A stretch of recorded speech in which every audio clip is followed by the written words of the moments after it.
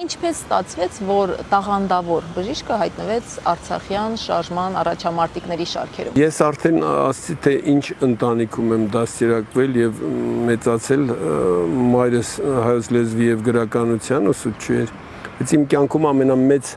դերակատարում ունեցել է Արամ հորեղբայրս։ Նա շատ կիրթ մարդ էր, հայրենական պատերազմի ժամանակ գերի էր ընկել եւ մասնակցել էր Ֆրանսիայի պարտիզանական շարժմանը, նա ինձ ամեն ինչը բացատրել էր, եվրոպական արժեքները, մեր անցյալը, ես հրաշալի պատմություն գիտեի։ Մի առիթով ասել եք, որ մտադրություն ունեք այդ օրերի ապրումների մասին գրել։ Ես ինձ դեռ երիտասարդ եմ համարում, բայց թերևս պետք է գրել ուղղակի։ Սա պետք է մեր երիտասարդությանը գրել ոչ թե իմ մասին գրեմ, այլև Արցախի հերոսների,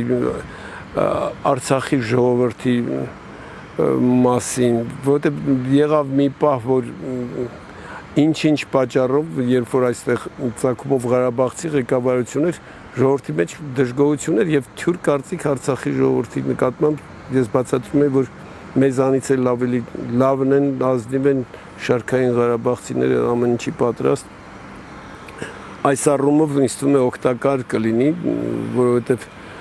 մենք անցանք մի այնպիսի դաժան ճանապարհ, որ թերևս չեմ ցանկանա, որ որևէ մեկը էլի անցնի։ Կգրեմ երևի մի օր, երբ որ 90-100 տարեկան դառնամ։ Ամենամեծ կորուստը, որ մենք ունեցել ենք, իմ կարծիքով, դա որ մեր իրար հաջորդող ղեկավարները մեղք իրար վրա գցելով իհարկե չկարողացան կայուն խաղաղության պայմանագիր ժամանակին կնքեն։ Այս առումով ես խորապես ցավում եմ եւ մտածում եմ միթե հնարավոր չէր դա ժամանակին անել, գոնե կպահպանվեր լայն միջանցք եւ Արցախի հանրապետության տարածքը։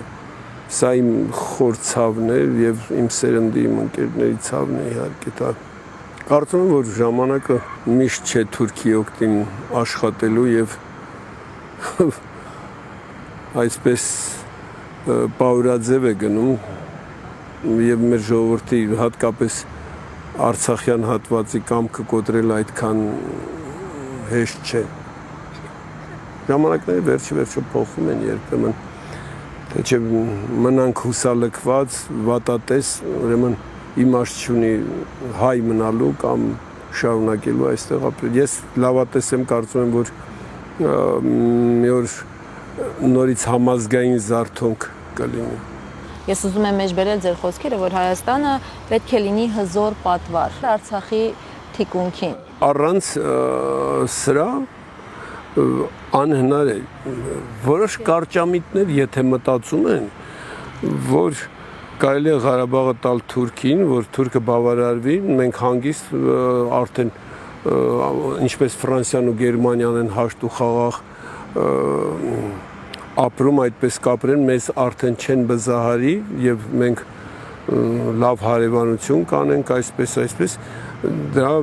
հավի մտածողություն է իմ կարծիքով եւ պատմական փորձը ցույց է տալիս, թե այս